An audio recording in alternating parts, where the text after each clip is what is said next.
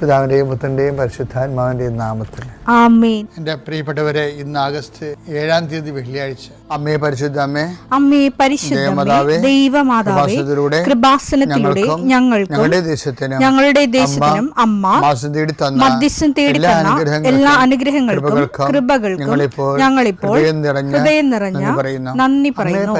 അമ്മേ പരിശുദ്ധമേ, ദൈവമാതാവേ, 2004 ഡിസംബർ 7-ാം തീയതി ഉച്ചകഴിഞ്ഞ് 2:30 കൃപാസനത്തിൽ സംഭവിച്ച അമ്മയുടെ പ്രത്യക്ഷപ്പെടലിനെ കുറിച്ച് തിരുസഭയ്ക്ക് സമർപ്പിച്ചിരിക്കുന്ന പഠനരേഖകളുടെ മേൽ സഭാത്മകമായ പഠനം ആരംഭിക്കുവാൻ ഞങ്ങൾ പ്രാർത്ഥിക്കുന്നു.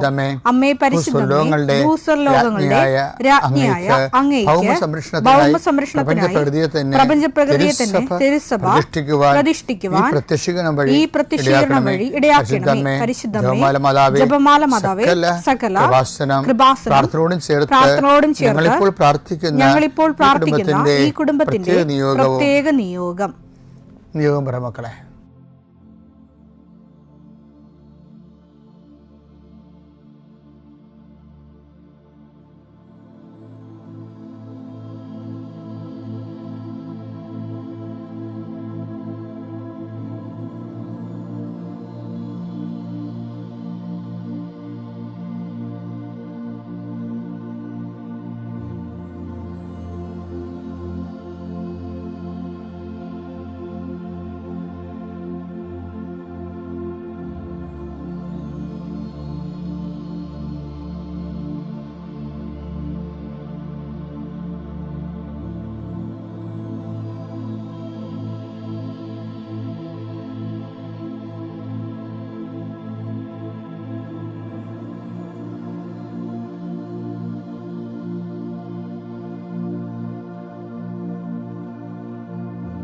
അമ്മയുടെ പ്രത്യക്ഷീകരണത്തിന്റെ ഈ അനുഗ്രഹവേളയിൽ ഞങ്ങൾക്ക് സാധിച്ചു തരുവാൻ കനിയണമേ. ആമേൻ. വിശ്വാസ പ്രമാണം.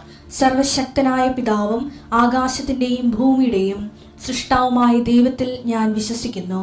അവിടുത്തെ ഏകപുത്രനും ഞങ്ങളുടെ കർത്താവുമായ ഈശോ മിശിഹായിലും ഞാൻ വിശ്വസിക്കുന്നു.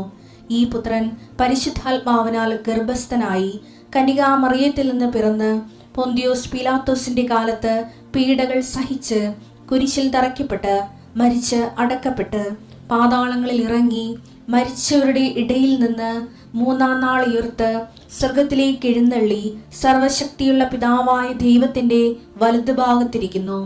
അവിടെ നിന്ന് ജീവിക്കുന്നവരെയും മരിച്ചവരെയും വിധിക്കുവാൻ വരുമെന്നും ഞാൻ വിശ്വസിക്കുന്നു. പരിശുദ്ധാത്മാവിലും ഞാൻ വിശ്വസിക്കുന്നു. വിശുദ്ധ കത്തോലിക്കാ സഭയിലും പുണ്യവാന്മാരുടെ ഐക്യത്തിലും പാപങ്ങളുടെ മോചനത്തിലും ശരീരത്തിന്റെ ഉയർപ്പിലും നിത്യമായ ജീവിതത്തിലും ഞാൻ വിശ്വസിക്കുന്നു. ആമേൻ.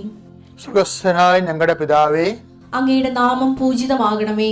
അങ്ങയുടെ രാജ്യം വരണമേ. അങ്ങയുടെ തിരുമനസ് സ്വർഗത്തിലെ പോലെ ഭൂമിയിലും ആകണമേ.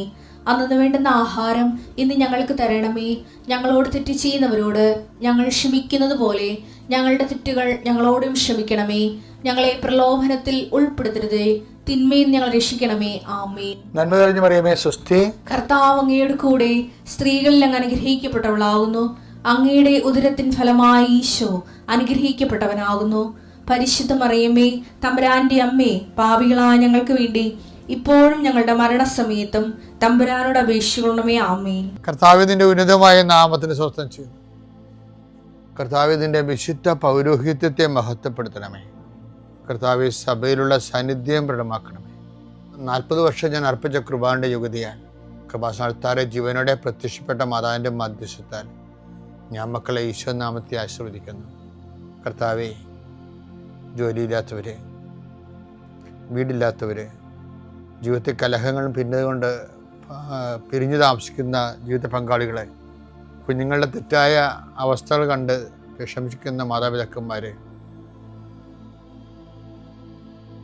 ശാരീരികമായ രോഗങ്ങളെ അവസരപ്പെടുന്നതും രോഗം ആകുന്നതിന് സമയമെടുക്കുന്നില്ല എന്ന് ഓർത്ത് ഉത്കണ്ഠപ്പെടുന്നവരെയും സമർപ്പിച്ച് പ്രാർത്ഥിക്കുന്നു. ഇന്ന് യാത്ര ചെയ്യുന്നവരെ, ഇന്നത്തെ യാത്രയ്ക്ക് വേണ്ടി വിധവിധമായ ഒരുക്കിയിരിക്കുന്ന ലക്ഷ്യങ്ങൾ, കണ്ടുമുട്ടുന്ന വ്യക്തികൾ, സംസാരിക്കുന്ന സംഭാഷണങ്ങൾ, എഴുതുന്ന രേഖകൾ, ഒപ്പിടുന്ന ഡോക്യുമെൻറ്റുകൾ, പങ്കെടുക്കുന്ന ഇൻ്റർവ്യൂകൾ, സെൻഡ് ചെയ്യുന്ന മെസ്സേജുകൾ, വസ്തു വിൽക്കുകയും വാങ്ങുകയും ചെയ്യുന്നവരുണ്ട്. മരങ്ങൾ, വൃക്ഷങ്ങൾ വിൽക്കുന്നവരുണ്ട്, മൃഗങ്ങളെ വിൽക്കുന്നവർ വാങ്ങുന്നവരുണ്ട്. ആ എല്ലാ മേഖലകളും ചെറിയ ചെറിയ കടകമ്പോളങ്ങൾ കൊണ്ടും വലിയ ഏജൻസികൾ കൊണ്ടും ജീവിക്കുന്നവരുണ്ട്. വാഹന കമ്പോളത്തിൽ വർക്ക് ചെയ്യുന്നവരുണ്ട്. അവിടെ എല്ലാ മേഖലകളിലെല്ലാം പ്രയാസമുണ്ട്. കിട്ടാനുള്ള പണം കിട്ടാത്തവരുണ്ട്, കൊടുക്കാൻ പറ്റാത്തവരുണ്ട്, വാടകയ്ക്ക് കൊടുത്തിട്ടുള്ള ഒറ്റിക്കൊടുത്തിട്ട് ഒഴിയാത്തവരുണ്ട്, വാടക അടക്കാൻ പറ്റാത്തവരുണ്ട്, വീട് വെക്കാനൊരു സ്ഥലം കാണാത്തവരുണ്ട്, ഇങ്ങനെ ഒരു വിദ്യാഭ്യാസത്തിൻ്റെ അഡ്മിഷൻ കിട്ടാത്തവരുണ്ട്, വിദേശ ജോലിക്ക് വേണ്ടി ഇതുവരെക്കും അസൈൻമെൻറ്റ് കിട്ടില്ല, കുഞ്ഞുങ്ങളെ പോറ്റാൻ വിഷമിക്കുന്നവരുണ്ട്. എൻ്റെ കർത്താവേ, ഞാൻ help those all kind of troubles. എല്ലാ തരത്തിലും വേദന അനുഭവിക്കാതെ 1:4 പറഞ്ഞ എല്ലാ തരത്തിലും വേദന അനുഭവിക്കുന്നവരെ കൃപാസനത്തിലെ ജീവനോടെ പ്രത്യക്ഷപ്പെട്ട പരിശുദ്ധ അമ്മയുടെ മാധ്യസ്ഥത്തിലെ ഇവിടെ നടന്ന 10,000-കണക്കിന് ആരാശക്തിയാൽ എൻ്റെ മക്കൾ ഈശോ നാമത്തെ അനുഗ്രഹിക്കപ്പെടുകയും ആശ്വസിപ്പിക്കപ്പെടുകയും ചെയ്യട്ടെ. എൻ്റെ പ്രിയപ്പെട്ടവരെ, നിങ്ങൾക്ക് മനസ്സിലാവുന്ന ഇതില്ല. ഞങ്ങൾ പണ്ട് ഫിലോസഫി പഠിക്കുമല്ല, അച്ഛൻ പട്ടത്തിന് ഫിലോസഫി വേണമല്ലോ. അപ്പോൾ ആദ്യം ഫിലോസഫി പഠിക്കാൻ വേണ്ടി ആലുവ ചെല്ലും. അപ്പോൾ അവിടെ ജെയിംസ് അച്ഛനുണ്ട്. ജെയിംസ് അച്ഛനാണ് ഫിലോസഫി, പിന്നെ അതിനോട് ബന്ധപ്പെട്ട കുറേ ക്ലാസിക്കൽ ഫിലോസഫിയൊക്കെ പഠിപ്പിക്കണം. അച്ഛൻ പഠിച്ച് ഞാൻ ഇന്ന് ഓർത്തിരിക്കുന്ന സാധനമുണ്ട്. ഹെരാക്ലീറ്റസ് എന്ന് പറഞ്ഞ ഒരാളുണ്ടായിരുന്നു. ക്ലീറ്റസ് അല്ല, ഹെരാക്ലീറ്റസ്. അത് ഗ്രീക്ക് പേരാണ്. അങ്ങേര് പറഞ്ഞ ഒരു ദാർശനികനാണ്. പുള്ളി പറഞ്ഞത്, we cannot step into a same river twice. ഒരു ഒഴുകിക്കൊണ്ടിരിക്കുന്ന പുഴയിൽ നമുക്ക് 2 പ്രാവശ്യം കാലെടുത്ത് വെക്കാൻ പറ്റിയിരുന്നു. അത് കേൾക്കുമ്പോൾ നമുക്ക് വിറ്റായിട്ട് തോന്നും. അങ്ങനെ പറഞ്ഞത്, നീ ഒരു കാലെടുത്തൊരു പുഴയിൽ വെച്ചാൽ കാല് വലിക്കുമ്പോൾ ആ പുഴ ഒഴുകി പോയില്ലേ, പിന്നെ അടുത്ത കാല് നീ വെക്കണത് വേറെ പുഴയിലാണെന്നാണ് പുള്ളി പറയണത്. ഇത് എൻ്റെ മനസ്സ് ഉടക്കിയ ഒരു കൊട്ടേഷനാണ്. പക്ഷേ ഈ വചനത്തെ നോക്കുമ്പോഴല്ലോ, നമ്മുടെ ദൈവവചനത്തിലേക്ക് വരുമ്പോഴാണ് ഇതുപോലെയാണ്. We cannot step into a same word twice. നല്ല അനോയിൻറ്റിംഗ് ആയിട്ട് വായിക്കുന്ന ആളാണ്, ദൈവമായിട്ട് ബന്ധമുള്ള ആളാണെങ്കിൽ ഈ നമ്മുടെ ഈ വചനം എപ്പോഴും എക്സ്പ്ലെയിൻ ചെയ്യണത് അതൊരു സ്റ്റെയിനർ പോലൊരു മീഡിയമാണ്. വചനം ഒരു മീഡിയമാണ് ശരിക്കും. ഇപ്പം നമ്മൾ ഓരോ സ്റ്റെയിനറൊക്കെ വാങ്ങിക്കത്തില്ലേ, എന്നിട്ട് നമ്മുടെ അതിൻ്റെ അകത്ത് ചോപ്പ് സ്റ്റെയിനർ ഒരു മീഡിയം വാങ്ങിച്ചിട്ട് പെയിൻറ്റുകാരൊരു മീഡിയം വാങ്ങിക്കത്തില്ല, മീഡിയം പെയിൻറ്റ്. അത് വൈറ്റ് നിറമായിരിക്കും. നമ്മൾക്ക് ചുവപ്പാണ് വേണ്ടത്, നമ്മൾ ചുവപ്പ് സ്റ്റെയിനർ ചേർക്കും. നീലയാണ് വേണ്ടത്, നീല ചേർക്കും. അതുപോലെ വചനം ഒരു ദൈവം ഇൻട്രാക്ട് ചെയ്യുന്നൊരു മീഡിയമാണ് നമ്മളോട്. അപ്പോഴേ ഓരോ ടൈമിലും നമ്മുടെ കാലാവസ്ഥ മാറത്തില്ലേ, അപ്പോൾ നമ്മൾ മാറുന്നുണ്ട്. നമ്മളും ഇങ്ങനെ ടൈമിൽ ഇങ്ങനെ ഇപ്പം ജോസഫച്ചൻ ഇപ്പം ഇന്ന് സെക്കൻഡിലാണെങ്കിൽ അടുത്ത സെക്കൻഡിൽ വേറൊരു ജോസഫച്ചനാണ് വരുന്നത്. ഏതാ ഡയബോളിക് പേഴ്സണാലിറ്റി എന്നല്ല ഈ പറയണത്. നമ്മുടെ സിറ്റുവേഷൻ ചേഞ്ച് ചെയ്യും. ഇപ്പോൾ ചില ആൾക്കാർ ചില മുറി ഇരുന്ന് കൂട്ടുകാരുമായിട്ട് ഭയങ്കര ചിരിച്ച് മറിഞ്ഞ് ഇരിക്കുന്ന സമയത്തായിരിക്കും ഫോൺ വരണത്. അമ്മയെ വണ്ടി ഇടിച്ച് ആശുപത്രി, കാലാവസ്ഥ മാറില്ല. അപ്പോൾ ആ ചിരിച്ച് മറിഞ്ഞ ആളല്ല പിന്നെ ഉള്ളത്. പിന്നെ ഉദ്യോഗമായി, ആകാംക്ഷയായി, സങ്കടമായി, എത്രയും വേഗം അമ്മയെടുത്ത് എത്രയും ആകാംക്ഷയായി. അപ്പോൾ നിങ്ങളിവിടെ സംസാരിച്ചു, ഞാൻ ഇവരോട് പറയാൻ പോലും, അല്ലെങ്കിൽ ഇവരെല്ലാം കൂടി കെട്ടിയെടുത്ത് കൂടെ വരണത് കാരണം ഇയാൾ ഒറ്റക്ക് പോയി കളയാം. അപ്പോൾ കാലാവസ്ഥ ചേഞ്ച് ആവും. മനുഷ്യന്മാരുടെ അവസ്ഥ ഇതാണ്. ഓരോ സെക്കൻഡിലും വേറെ ഒരു മനുഷ്യൻ ജനിച്ചുകൊണ്ടിരിക്കും. പുതിയ കാലാവസ്ഥയും പുതിയ ക്ലൈമറ്റും പുതിയ ഒരു പരിസരവുമായിട്ട് അയാൾ വരികയാണ്. വചനത്തിൻ്റെ പ്രശ്നം എന്ന് വെച്ച് കഴിഞ്ഞാൽ, വചനം ഈ കളർ ചേഞ്ചിന് ഒരു മനുഷ്യൻ്റെ സിറ്റുവേഷൻ ചേഞ്ച് ചെയ്യണതിനനുസരിച്ചുകൊണ്ട് ഈ വചനവും ചേഞ്ച് ചെയ്യും. എന്നുവെച്ചാൽ ദൈവമാണല്ലോ വചനം മീഡിയമല്ലേ, ദൈവമല്ല വചനം വെച്ച് നമ്മളോട് സംസാരിക്കണത്. അപ്പോൾ നമ്മുടെ സിറ്റുവേഷൻസ് അനുസരിച്ചുകൊണ്ട് വചനം നമുക്ക് പ്രസക്തമായ ആ സിറ്റുവേഷനിൽ റെലവൻ്റായിട്ട്, അതായത് സർക്കംസ്റ്റൻഷ്യൽ റെലവൻ്റായിട്ട് മാറും. ആ സാഹചര്യ പ്രസക്തമായിട്ട് ദൈവത്തിന് നമ്മളോട് ഇൻട്രാക്ട് ചെയ്യാൻ വചനമെന്ന മീഡിയം ദൈവം ഉപയോഗിക്കുക. ഇപ്പം ഞാൻ ഉദാഹരണം പറയാം. ഞാൻ നിങ്ങൾ നേരത്തെ പറഞ്ഞിട്ടുണ്ടല്ലോ, എന്താ പറഞ്ഞിരിക്കുന്നത്? 2 തിമോത്തി 2:13. 2 തിമോത്തി 2:13. നാം അവിശ്വസ്തരായിരുന്നാലും അവൻ വിശ്വസ്തനായിരിക്കും. എന്തെന്നാൽ തന്നെ തന്നെ നിഷേധിക്കുവാൻ അവന് സാധ്യമല്ല. നമ്മളെ ഒരു അവിശ്വസ്ത കാണിച്ചാലും ദൈവം വിശ്വസ്തനായിരിക്കും എന്ന് പറയണത്. അപ്പം നിങ്ങൾ ഓർക്കും, ഉടമ്പടി ഇത് കുഴപ്പമില്ല, കർത്താവ് ചെയ്യാനുള്ള ചെയ്യുമില്ല, എന്തിനാണ് ദൈവത്തിന് മുമ്പ് ചുമ്മാ കടക്കാരാകണത്?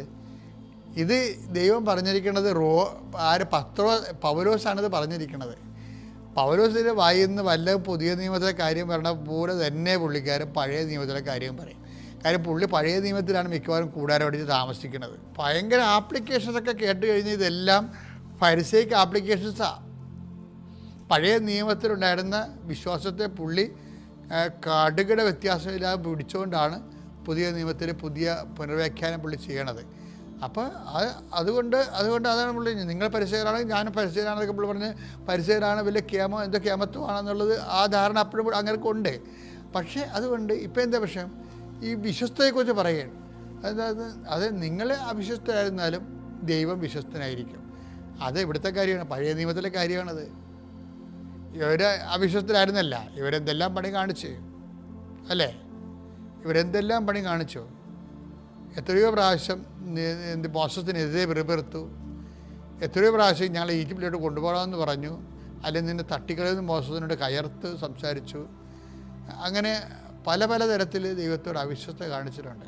പിന്നെ സീനായ് മലമുകളിൽ വെച്ച് ഇയാൾ കൽപ്പനകൾക്ക് അഹറോൻ താമസിച്ചപ്പോൾ ഇപ്പോൾ സ്വന്തമായിട്ട് സ്വർണം കൊണ്ട് കാളക്കുട്ടിയെ ഉണ്ടാക്കി.